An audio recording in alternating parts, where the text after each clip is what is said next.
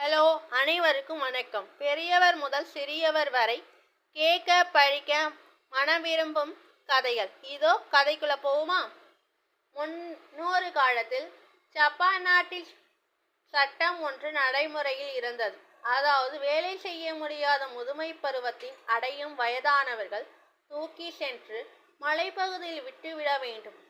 இதனால் வயதானவர்கள் பராமரிக்க வேண்டிய சுமை நாட்டு மக்களுக்கு இல்லை என்பது அரசனின் எண்ணம்.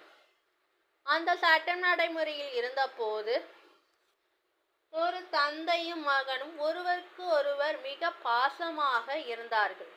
நாளடைவில் அந்த தந்தை வேலை செய்ய இயலாத முதுமை பருவத்திற்கு வந்தார். ஆதலால் அந்நாட்டின் சட்டப்படி அவரை மகன் மலைப்பகுதிக்கு கொண்டு போய் விட்டுவிட்டு வரவேண்டிய நிர்பந்தத்திற்கு ஆளானான். தந்தையை பேரிய அவனுக்கு மனமே வரவில்லை. எனினும் அரச தண்டனைக்கு பயந்து தன்னுடைய தந்தையை முதுகில் சுமந்து சென்றான். மலைப்பகுதி அடைந்த போது அவனுடைய மனம் மிகவும் வருந்தியது. ஆதலால் அவன் தந்தையை யாருக்கும் தெரியாமல் தன்னுடனே அழைத்து கொண்டு திரும்பி வீட்டிற்கு வந்து விட்டான். வீட்டின் பின்பகுதியில் தந்தையை யாருக்கும் தெரியாமல் மறைத்தும் வைத்தான். மிகவும் ரகசியமாக அவருக்கு உணவளித்து வந்தார். ஒரு நாள் அரசன் தன் மக்களின் அறிவுத்திறனை சோதிக்க எண்ணினார். போட்டி ஒன்றை அறிவித்தார்.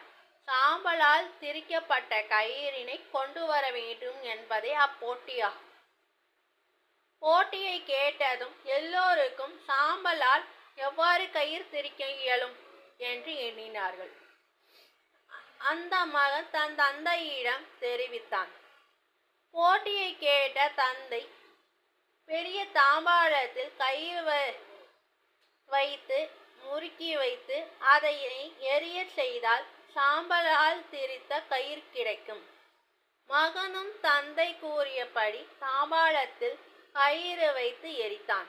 கயிறு எரிந்து சாம்பலான பிறகு அதே கயிறு வடிவில் இருந்தது. இதனை அரசனிடம் காண்பித்து பரிசை பெற்றான். சில நாட்கள் கழித்து அரசன் இரண்டாவது போட்டி ஒன்றை அறிவித்தார். அரசன் ஒரு மரக்கொம்பை கொடுத்து அதனுடைய அடிப்பாகம் எது நுனிப்பாகம் எது என்று கண்டுபிடிக்குமாறு மக்களுக்கு ஆணையிட்டார். கிட்டத்தட்ட இரு பகுதியும் ஒன்றாகவே தெரிந்தது. யாராலும் அடியது நுனியது என்று சொல்ல முடியவில்லை. மரக்கொம்பை வீட்டுக்கு எடுத்து வந்த மகன் தந்தையிடம் காண்பித்து அரசனின் கேள்வியை கேட்டான். தந்தை மரக்கொம்பை தண்ணீர் மூழ்கும் பகுதி அடி, மிதக்கும் பகுதி நுனி என்றார். மகனும் தந்தை கூறியபடி அரசனுக்கு செய்து காட்டி பரிசை வென்றான். சில வாரங்கள் கழித்து தட்டாமல் ஒளி எழுப்பும் மேளம் என்ற மூன்றாவது போட்டியை அரசன் அறிவித்தார். அதாவது தட்டாமல் ஒளி எழுப்பும் மேளத்தை தயார் செய்க என்று கடுமையான ஒரு போட்டி வைத்தார். வழக்கம் போல எல்லா மக்களும் பின்வாங்கினர். அரசன் கேள்வியால் மகன் மிகவும் சோர்ந்து அடைந்து தந்தையிடம் வந்து நடந்ததை கூறினான். தந்தை அவனிடம் மேளத்திற்கு தேவையான தோள்களை எடுத்துக்கொள், மழைக்கு பகுதியில் சென்று தேன்கூடு ஒன்று எடுத்து வா, அதனை உள்ளே வைத்து மேளத்தை தயார் செய் என்றார். மகனும் தந்தை கூறியவாறே மேளத்தை தயார் செய்து அதனை அசைக்காமல் கொண்டு போய் அரசனிடம் தந்தான்.